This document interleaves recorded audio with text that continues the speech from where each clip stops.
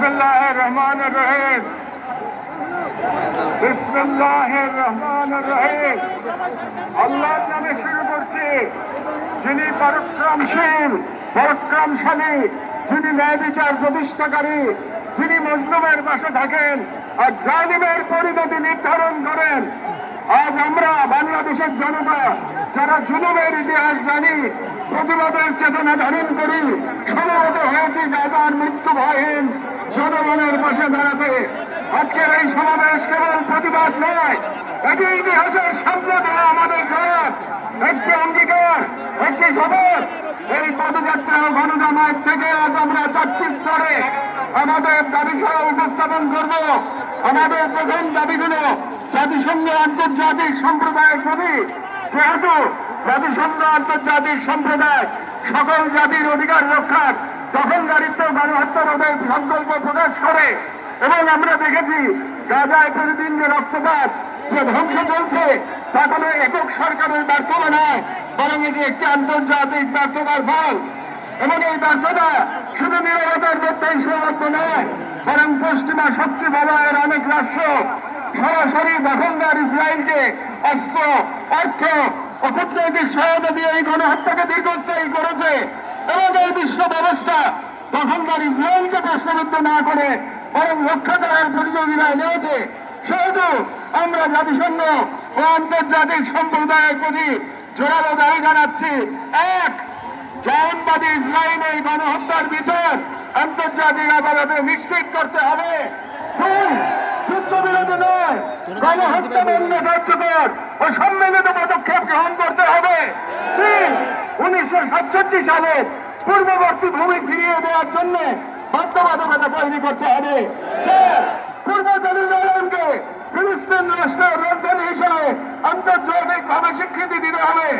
এবং পাঁচ, ফিলিস্তিনের আত্মনিয়ন্ত্রণ, নিরাপত্তা এবং রাষ্ট্রীয় সার্বভৌমত্ব প্রতিষ্ঠার পথ উন্মুক্ত করতে হবে।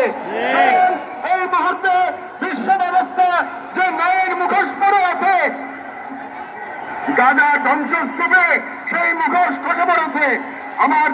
আমাদের দ্বিতীয় দাবিগুলো মুসলিম উম্মার নেতৃবৃন্দের প্রতি, যেহেতু আমরা বিশ্বাস করি ফিলিস্তিন কেবল একটি ভূখণ্ড নয়, এটি মুসলিম উম্মার আত্মপরিচয়ের অংশ, এবং গাজা এখন কেবল একটি যুদ্ধবিধ্বস্ত শহর নয়, এটি আমাদের সম্মিলিত ব্যর্থতার বেদনাদায়ক প্রতিচ্ছবি। এবং উম্মার প্রতিটি সদস্য, প্রতিটি রাষ্ট্র এবং প্রতিটি নেতৃত্বের উপর অর্পিত সেই আমানত যে আল্লাহ প্রদত্ত ভ্রাতৃত্ব ও দায়িত্বের সূত্রে আবদ্ধ।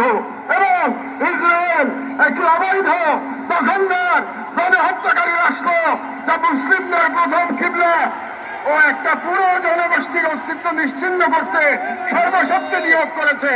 এবং ভারতের হিন্দুত্ববাদ আজ এই অঞ্চলের জায়নবাদী প্রকল্পের প্রতিনিধিতে পরিণত হয়েছে, মুসলমানদের বিরুদ্ধে সুপরিকল্পিত দমন নির্যাতন চালিয়ে যাচ্ছে।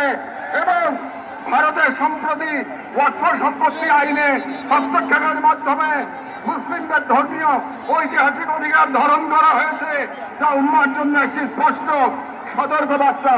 সেহেতু আমরা মুসলিম বিশ্বের সরকার ও ওআইসির মতো মুসলিম উম্মার প্রতিনিধিত্বকারী সংগঠনগুলোর নিকট দৃঢ়ভাবে আহ্বান জানাই, এক, ইসরায়েলের সাথে অর্থনৈতিক, সামরিক ও কূটনৈতিক সকল সম্পর্ক অবিলম্বে ছিন্ন করতে হবে। জায়নবাদী রাষ্ট্রের বিরুদ্ধে বাণিজ্যিক অবরোধ ও নিষেধাজ্ঞা আরোপ করতে হবে। গাজার মুসলিম জনগণের পাশে চিকিৎসা, খাদ্য, আবাসন ও প্রতিরক্ষা সহযোগিতা সহ সর্বাত্মক সহযোগিতা দিয়ে দাঁড়াতে হবে। আন্তর্জাতিক পর্যায়ে ইসরায়েলকে একঘরে করতে সক্রিয় কূটনৈতিক অভিযান শুরু করতে হবে।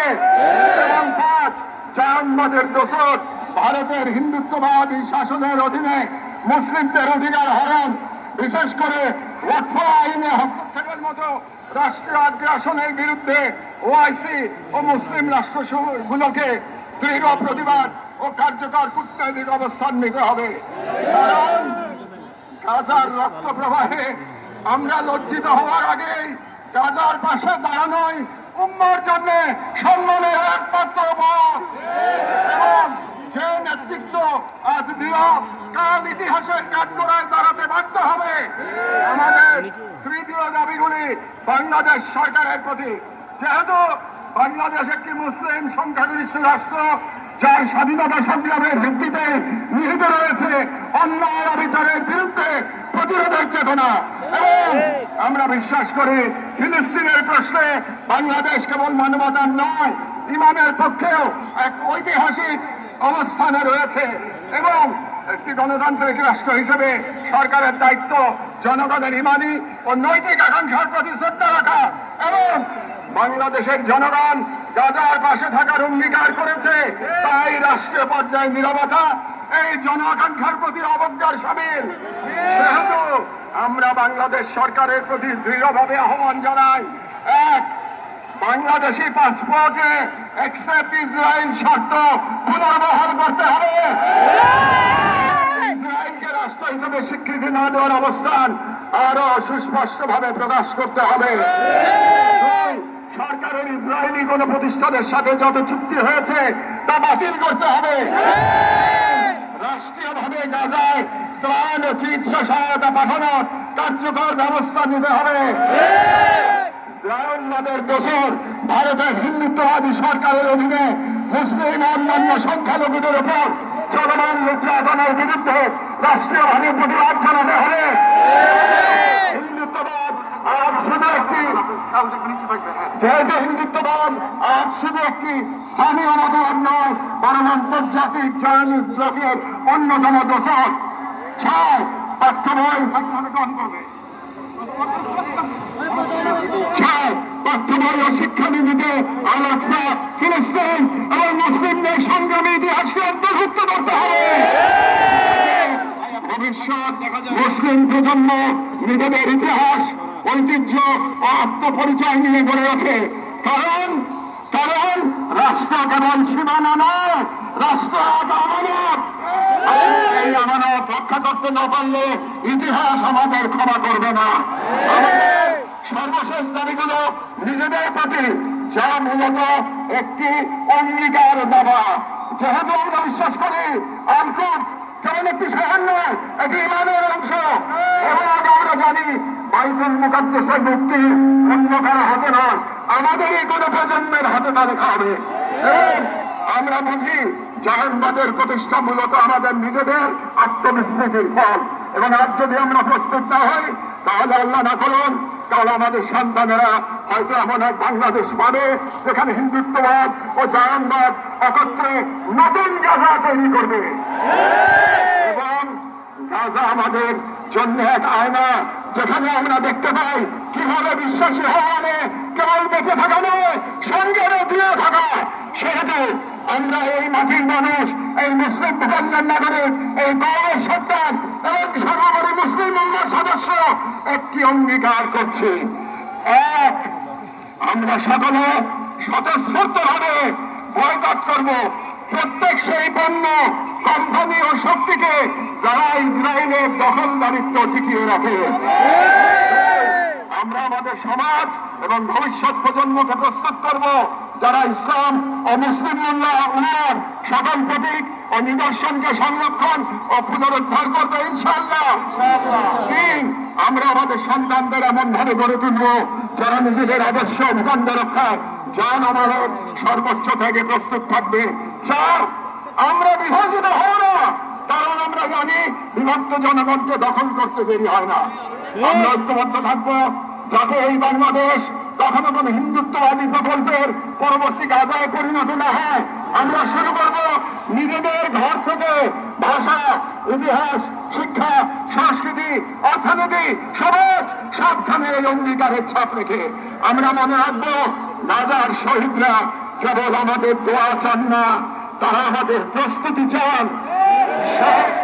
শেষ কথা, শান্তি বর্ষিত হোক গাজার সম্মানিত অধিবাসীদের উপর, তাদের উপর যারা নজিরবিহীন সবর করেছেন, যারা বিশাল ইমানের পথ প্রমাণ দিয়েছেন, যারা ধ্বংসস্তূপের মাঝেও প্রতিরোধের আগুন জ্বেলেছেন, বিশ্বের নিরাপত্তা উদাসীনতার যন্ত্রণা হাসি মুখে বুকের মাঝে ধারণ করেছেন, শান্তি বর্ষিত হোক তাদের প্রতি যারা নাম রেখে গেছেন ইজ্জতের ক্ষতি আনে শান্তি বর্ষিত হোক হিন্দ রাজব, রিম এবং নদী আবু সালেহ সহ সকল শহীদদের উপর, যাদের রক্ত দ্বারা গাজার পবিত্র ভূমি আরো পবিত্র হয়েছে, যাদের চোখে ছিল প্রতিরোধের অগ্নিশিখা।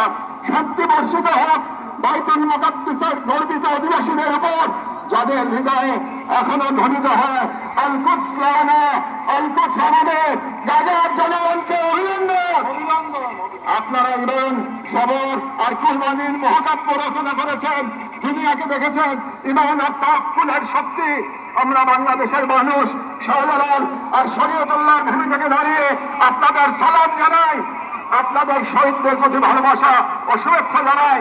আর আমাদের কণ্ঠে উচ্চারিত হয় এই দোয়া, হে আল্লাহ, গাজার এই সাহসী জনপদকে তুমি সেই পাথর বানিয়ে দাও যার উপর গিয়ে ভেঙে পড়বে চাইনিজদের সব ষড়যন্ত্র।